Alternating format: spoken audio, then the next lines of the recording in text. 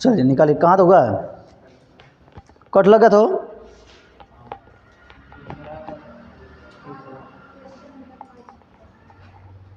Question number 4 बता दिए थे, क्वेश्चन नंबर 5 बताना ना। इसको ध्यान से पढ़ लीजिए, क्या क्वेश्चन लिखा हुआ है। किताब कितने लाए हो? सब लाए हो? पढ़िए क्वेश्चन तो क्या कह रहा है। जांच कीजिए कि क्या किसी प्राकृतिक संख्या n के लिए, कोई संख्या है n, समझ रहे हैं, किसी प्राकृतिक संख्या n के लिए संख्या जो 6 की पावर n है शून्य पर समाप्त हो सकती है। पहले चैप्टर बाबू ध्यान से समझिएगा। पहले हमको बताना है कोई ऐसी प्राकृतिक संख्या है n, n क्या है, एक, हाँ, एक प्राकृतिक संख्या यहाँ माना गया है। हमें कुछ ऐसी बात सोचना है, कोई ऐसी प्राकृतिक संख्या है कि हम यहाँ रख दें और क्या मिल जाए, शून्य मिल जाए। सही है। 6 पर अगर मान चलो n के स्थान पर एक प्राकृतिक संख्या चलो 1 रखते हैं तो क्या आएगा, 6 आएगा ना। अगर n के स्थान पर सोचो 2 रख दिए, ये प्राकृतिक संख्या है कि नहीं है। प्राकृतिक संख्या क्या बताए थे, 1 2 3 ऐसे बताए थे ना। अगर 2 रखेंगे तो 6 गुणे 6 होगा, नहीं होगा, तो 36 आएगा ना। हैं, फिर क्या करेंगे, अगर 6 पर 3 घात देखें तो क्या हो जाएगा, 6 गुणे 6 यानी 36 गुणे 8 6 ना, 2 के लिए 36 हो जाएगा। तो इसमें देखो जब भी करेंगे इसे 6 का गुणा लास्ट में 6 ही बनेगा। अगर 6 पर 4 भी कर दें, 6 गुणे 6 तो 3 के लिए तो वही बात होगी। देखो बस इसका ऐसा गुणा करोगे 36 आएगा, नहीं आएगा, इसके में 6 आ जाएगा। यानी जब भी गुणा करोगे तो लास्ट में 6 बनता जाएगा। तो ये बोला है कभी ऐसा संभव है कि n का मान ऐसा रख दो कि 0 हो जाए ना, ऐसा कोई संभव है? कोई ऐसा संभव है बाबू जिसके लिए आ जाए ये 0? और एक बात और बोल दें, जिसमें ये 0 होगा जिसके लास्ट में, समझना ध्यान से, हम बोलेंगे बस इसको तर्क से पकड़ना है सवाल को। जिसके लास्ट में 0 होता है उसका अगर हम गुणनखंड करें ना, उसका अगर हम गुणनखंड करते भी हैं तो हम जानते हैं उसमें 5 मिल जाएगा, 5 10 5 50, उसके गुणनखंड में क्या आ जाएगा, 5 जरूर आएगा। ठीक है। जिसके लास्ट में अगर 0 होता है बाबू, उसका गुणनखंड करेंगे तो 5 आएगा ना। अगर हम क्या करें, इस 6 का अगर गुणनखंड करें 2 गुणे 3, इस पर अगर n कर दें तो क्या बनेगा, बस 2 के पावर n हो सकता है और 3 पावर n, लेकिन इसमें 5 है, इसमें 5 आएगा, नहीं ना आएगा। तो जब इसमें 5 नहीं आएगा तो आप n की कोई वैल्यू रख दो, शून्य नहीं आने वाला है। यानी n के किसी भी मान के लिए 6 की पावर n का कोई ऐसा मान नहीं होगा जिसके लास्ट में क्या हो, शून्य हो। सही ना। इसको पकड़ना है, शब्द में लिख देना है, इसे क्लियर है। बस इस बात है, इसका गुणनखंड करोगे, इसमें जब 5 नहीं मिलेगा तो बोल देना कि इसके लास्ट में कभी शून्य नहीं मिलेगा किसी भी n के लिए। सही ना, बोल दें, लिखेंगे। चलिए इसमें लिख लीजिए तो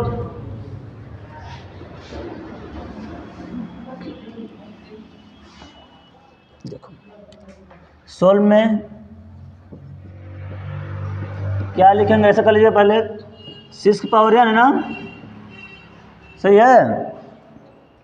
और इसका हम अगर गुणनखंड करते हैं 2 गुणे 3 मिलेगा, के पावर n हो जाएगा, यही ना। अलग अलग तोड़ेंगे 2 की पावर n आ जाएगा और 3 की पावर n आ जाएगा। ऐसे लिखो ना, उतर गया है ना, सबका उतर गया ना, लिखो। चूँकि लिखो ना, चूँकि हम जानते हैं यदि किसी संख्या के अंत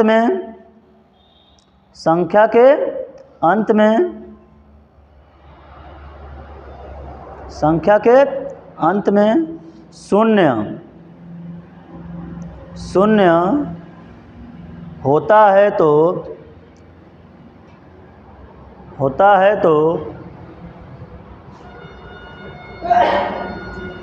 उसके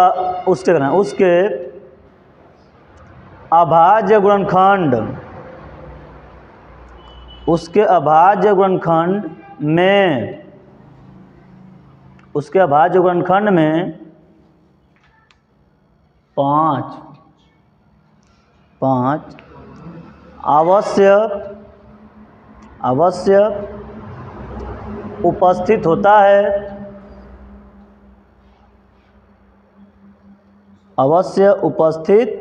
है, परंतु यहाँ अभाज्य गुणनखंड केवल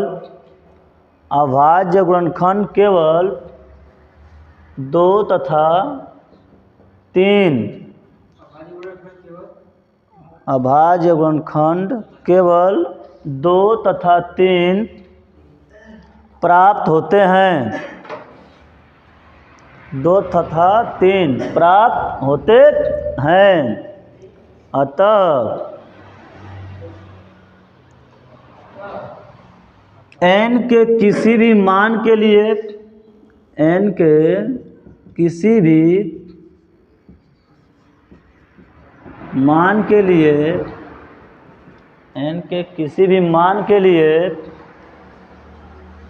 6 के पावर n के मान के अंत में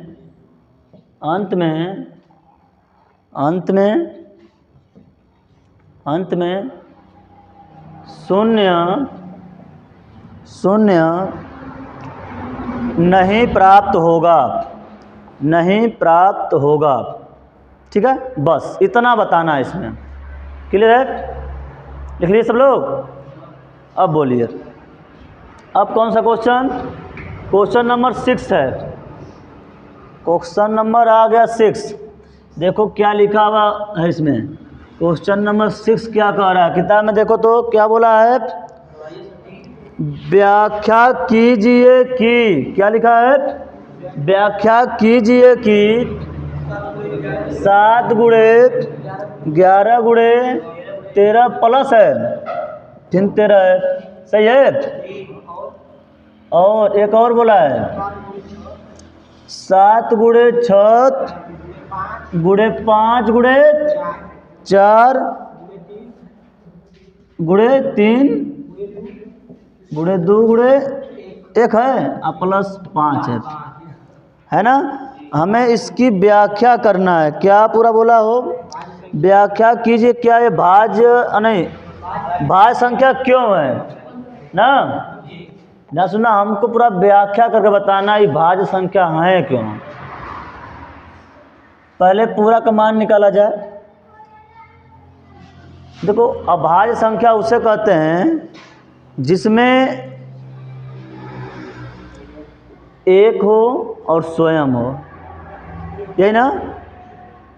एक के ही टेबल में आए और स्वयं क्या है, मतलब इसका गुणनखंड भी करोगे, अभाज्य गुणनखंड भी करोगे तो एक आएगा और एक खुद आएगा। कल बताया था ना 17 क्या आएगा, 1 गुणे 17 बताए थे। तो अभाज्य संख्या 13 भी था, 1 गुणे 13 भी हो सकता है। 11 था, 1 गुणे 11 था, हाँ 23 भी था। तो ये अभाज्य संख्या है। लेकिन हमको यहाँ सिद्ध करना, इसको सिद्ध करके एक तरह से व्याख्या करके बताना हमको पूरा है। यहाँ बताना है कि कहाँ है ये भाज्य है, यानी कन्फर्म है कि भाज्य है, लेकिन कहाँ है व्याख्या करना हमको है। तो व्याख्या में क्या बता दें हम, ऐसे दिखा दें कि इनसे जो संख्या बनेगी उसमें दो गुणनखंड हैं, इसके दो खंड बन जा रहे हैं, किसी और के पहाड़ में आ जा रही हैं। ये हमको बताना है कि दो संख्या के पहाड़ा में ये आ सकते हैं, तो तुरंत हो जाएगी व्याख्या। तुरंत कह देंगे कि भाज्य संख्या है, इनको ऐसे हल करो कि इसमें दो खंड बने। अभी खंड नहीं है, प्लस है ना, दो खंड नहीं है, दो ठे गुणनखंड नहीं है, हाई अलग भाग है, हाई अलग भाग, अभी एक भाग नहीं है ना, दो ठे खंड नहीं है बाबू। हमको इसको ऐसे बताना है कि इसमें दो खंड के रूप में जाए, दो खंड बन जाए, दोनों खंडों से कह देंगे दोनों से जो संख्या बनेगी कट जाएगी, सही ना। इसको सोल्व कैसे करेंगे, ध्यान सुनना। अगर देखोगे यहाँ 7 गुणे क्या लिखा है, 11 गुणे और प्लस 13। इसमें देखो यहाँ अगर देखेंगे तो यहाँ एक भाग ए बना, एक भाग ए बना, दो भाग नहीं हुआ। 13 इसमें भी है, 13 यहाँ भी है, बस एक गुणा के रूप में है। 13 क्या कर सकते हैं, कॉमन क्या बचेगा वो, 7 गुणे 11, हाई चल गया बाहर, तो यहाँ बचेगा एक भाग ना। इस एक से गुणा करें कोई मतलब निकलेगा नहीं, इसको नहीं लिखेंगे प्लस, लेकिन हाई जोड़ेंगे ना, हाई जोड़ में है तो यहाँ एक लिखेंगे। 13 बाहर हो गया बाबू, 13 कम 13 कॉमन लिए हैं। अब बोलिए क्या रह गया, इसका गुणा कर लिए 11 सते 77 है प्लस 1, फिर क्या 77 में एक जोड़ दीजिए 78, यही ना, क्लियर है। इसका और इसका गुणा करेंगे क्या चीज़, 78 और 13 ना, 78 13 गुणा करेंगे क्या आएगा, 8 3 24 और 7 3 21, 2 23 और क्या चीज़ 78 है, 4 हो गया, 8 3 11 और 7 2 9 1 10, है ना। यानी पूरा अब इस संख्या क्या बन जाएगी, ये 1014, ये 1014 है, सही ना। बस इसको 1014 लिखा नहीं है, ऐसे लिख दिया है, बस हमको बताना है कि भाज्य क्यों है। तो इस अगर ये संख्या है तो इसमें दो ठे मिल गए क्या चीज़, खंड मिलेगा ना। और मान लो इसको तोड़बो करोगे तो 13 और 78 मिलेगा, ये और टूट जाएगा लेकिन 13 आ जाएगा। अभाज्य संख्या उसे कहते हैं जो किसी टेबल में ना आए, यहाँ तो आ रहा है 13 टेबल में, एक के भी टेबल में आएगा और किसी और के में भी आ जाएगा, यानी ये जो संख्या है भाज्य है, यानी इसके अनुसार स्पष्ट है ना, स्पष्ट है कि ए वाली जो संख्या होगी वो क्या होगी, भाज्य होगी ना। देखो तथा यहाँ भी आ जाओ और ना इसमें इस तरह देख लीजिए, 7 गुणे 6 गुणे 5 गुणे 4 गुणे 3 गुणे 2 गुणे 1 हाई प्लस 5। अब बताइए इसमें कॉमन हाई मिलेगा ना, हाई एक भाग हो गया यहाँ से यहाँ तक, हाई पेपर मत खींचिएगा बाबू, हम बस समझाने के लिए खींच रहे हैं। बस 5 बाहर निकाल लीजिए, क्या बचा 7 गुणे 6 गुणे 5 बाहर है, 4 गुणे 3 गुणे 2 गुणे 1 अब प्लस यहाँ क्या बचेगा, एक बच जाएगा ना। अब बता दो, गुणा कर लो इसका, 1 का 2 में 2 हो जाएगा, 2 का 3 में 6, 6 चौको 24, 24 छक्का 24 छक्का 24 में 6 से गुणा कर लोगे, 6 चौको 24, 6 दूनी 12, 2 14, 144, 144 में किससे 7 से गुणा कर लो, 7 चौको 28 और 7 चौको 28 2 30 और 7 एकम 7 7 3 10, कितना आ गया 1008 है प्लस 1 कितना हो जाएगा 1009 ना। यानी यहाँ से स्पष्ट है कि इनमें और इनमें, इन दोनों में ना, इन दोनों में दो दो खंड हो जा रहे हैं ना, दो दो अभाज्य जो भाई हैं दो दो खंड मिल जाते हैं, इसलिए ये दोनों संख्या क्या हैं, भाज्य हैं। बस इतना बोलना है। इतना पहले उतार लीजिए तो हम बोल रहे हैं।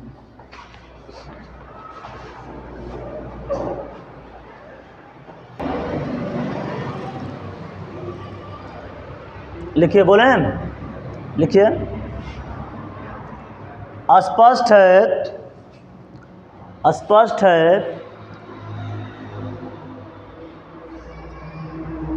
इन दोनों, स्पष्ट है इन दोनों, फुल लिख लो, इन दोनों संख्याओं में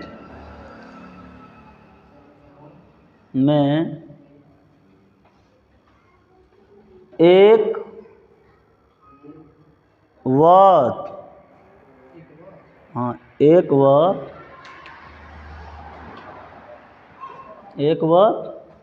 स्वयं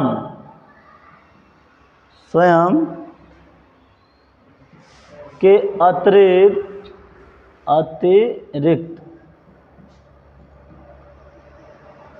क्रमशः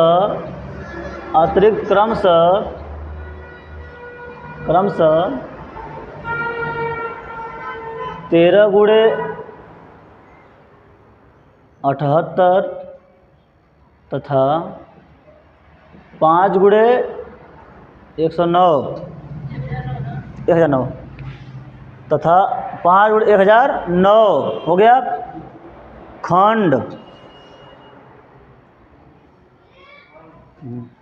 उपस्थित होते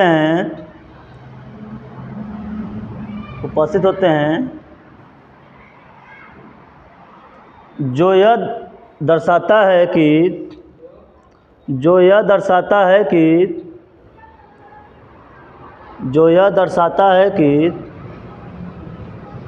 ये दोनों संख्याएं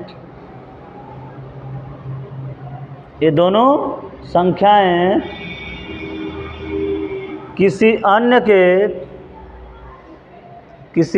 के द्वारा भी विभाजित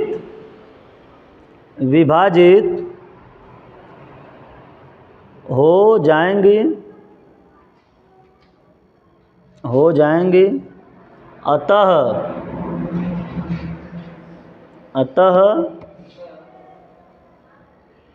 ये दोनों संख्याएं भाज्य संख्याएं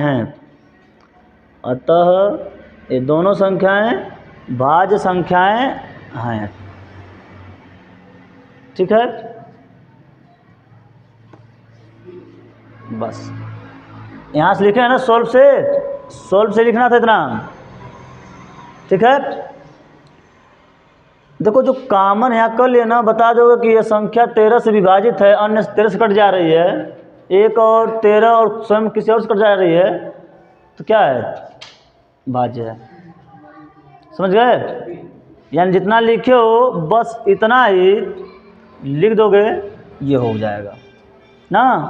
समझ आएगा बाबू ना? मतलब एक से कट रहा है, स्वयं से कटेगा, इन दोनों से भी कट जाएगा, किसी अन्य से भी कट रहा है। इस तरह ए है, एक से कटेगा पूरा, स्वयं से भी कटेगा, इन दोनों से भी कट जाएगा, मतलब ये अन्य हो गए, तो भाज्य संख्या हो जाएगी। राइट ना। अब एक क्वेश्चन और है, क्या बोला है? 7वां, किसी खेल के मैदान के चारों ओर एक वृत्ताकार पथ है। इस मैदान का एक चक्कर लगाने में सोनिया को 18 मिनट लगते हैं। एक सोनिया है, उसको उसी के चक्कर लगाने में 18 मिनट लगता है, जबकि इसी मैदान का एक चक्कर लगाने में रवि को 12 मिनट लगते हैं। मान लीजिए कि वे दोनों एक ही स्थान और एक ही समय पर चलना प्रारंभ करके एक ही दिशा में चलते हैं। कितने समय बाद वे पुनः प्रारंभिक स्थान पर मिलेंगे? देखो, ऐसे चक्करों की बात हो, बाद में कहते कब मिलेंगे, तुरंत समझना वो एलसीएम है, ये है एलसीएम ल से करना है। कई मिनट पर लोग घूम लें, यहाँ दो लोग में दिखाएगा ना 18 मिनट और 12 मिनट। इस तरह से कई अंक बोल दे, 18 मिनट, 12 मिनट, 15 मिनट, 24 मिनट कहीं बोल दे, कह दे एक साथ कब मिलेंगी, एक साथ कब बजेंगी, तुरंत समझ जाना वहाँ एलसीएम ही करना है ना। तो यहाँ पर सीधे बात है, क्या कर लेंगे, एलसीएम दोनों एक साथ कब मिलेंगे। सही है। एक 18 मिनट मिलती है, एक 12 मिनट ना। चलो देखो, यानी एक क्या है, एक मैदान है और कैसा है, वृत्ताकार है ना, ऐसे वृत्ताकार मैदान है। इसमें दो लोग टहलती हैं, कौन कौन है वो, एक सोनी है, सोनिया है, सोनिया नाम दिया, सोनी, सोनिया है, चलो सोनिया है, और एक कौन है, रवि है, रवि है। सोनिया कब मिनट ले रही है,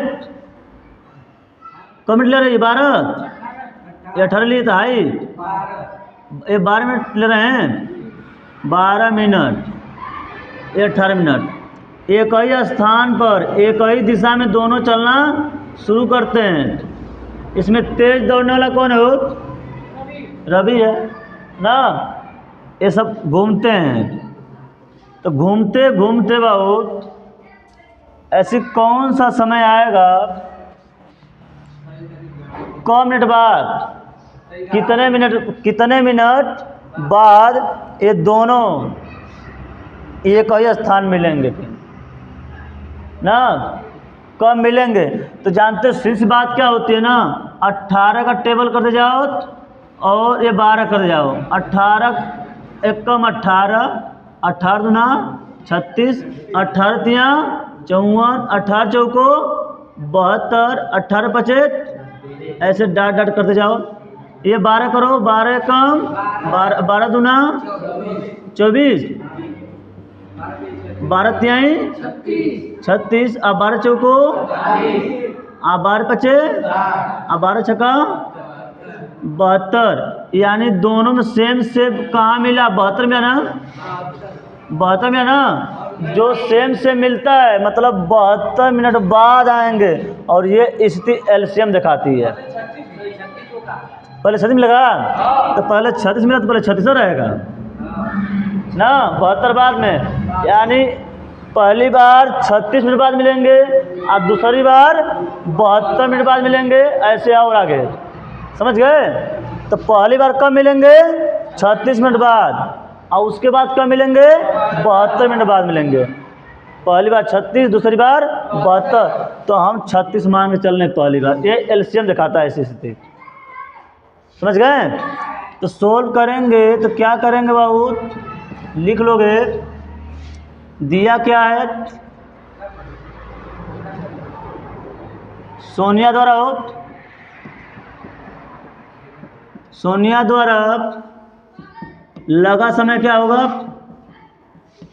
बोलो लगा समय कितना है, 18 मिनट, तथा और रवि द्वारा लगा समय कितना है, 12 मिनट, 12 मिनट ना, 12 मिनट। पहले उतारे से तो उतारो, इसको उतार पहले।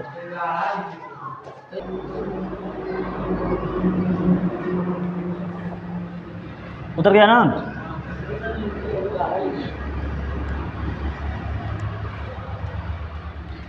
देखो इतना समय सोनिया ली और इतना समय रवि। अब क्या बोलेंगे, अतः कर लेना, अतः दोनों एक साथ पुनः मिलेंगे, मिलने में ना, ऐसे मिलने में लगी समय बोल दें, मिलने में लगी, मिलने में लगी समय क्या हो जाएगा बहुत, क्या बोल देंगे ऐसे, एलसीएम किसका, किसका एलसीएम, 18 और 12 का, 18 और 12 का एलसीएम क्या होगा वो चीज़ ना। तो 18 और 12 का एलसीएम कैसे निकालोगे, इसका एलसीएम निकाल दिखा दो, कहीं कहीं बगल में लिख दो, जितना आएगा लिख देना है। 18 का लेना और 12 ना, तो क्या पाओगे बताओ, लिख दो। 2 गुणे 3 गुणे 3, इसका क्या आ जाएगा? 2 गुणे 3 हो। अब बताओ इसमें क्या हुआ? 2 गुणे 3 पर क्या घात? 2 घात। इसमें 2 पर 2 घात गुणे 3। अब इसका निकालना एलसीएम ना, तो एलसीएम क्या हो जाएगा इसमें बताओ? 2 मिला, इसमें 3 मिला ना, तो 1 घात आई 2 घात। एलसीएम खातिर बड़ी घात लेते हैं ना, इसमें कौन? 3 पर 2 घात ना, बड़ी घात लेते हैं ना। एलसीएम निकालना है तो 3 पर 1 घात है, 3 पर 2 घात, तो बड़ी घात लेते हैं। तो 2 गुणे 3 गुणे 3 कितना हो जाएगा? 2 में 4, 3 बारते हैं 36, यानी 36 मिनट बाद मिलेंगे। 36 लिख लो, यहाँ लिखना 36 मिनट, 36 मिनट। एजेंट लिख के दिखा दो कैसे, बस हो जाएगा। ये हो जाएगा आंसर। सही है, उतार लो।